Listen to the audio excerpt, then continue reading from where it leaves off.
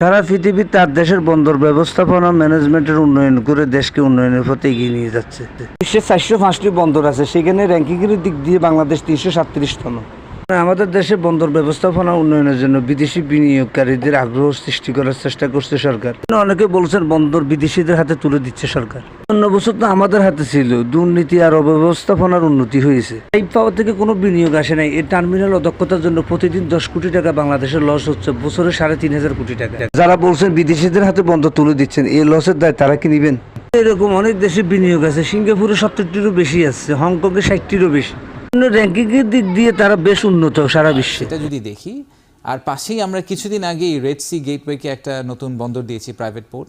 সেটা রেভিনিউর মধ্যে প্রায় 20% পার্থক্য, শতকরা 20% আমরা কম পাচ্ছি। বন্দর ব্যবস্থাপনায় বিনিয়োগ করলে আমাদের কর্মসংস্থান বাড়বে, রাজস্ব আয় বাড়বে। এর বিরোধিতা করছে সিন্ডিকেট বাণিজ্য এবং অবৈধ আয়ের উৎস বন্ধ হয়ে যাবে। বিদেশিদের হাতে তুলে দিবে, এটি অনেক পুরনো কথা, অদক্ষতা ও যোগ্যতার প্রমাণ।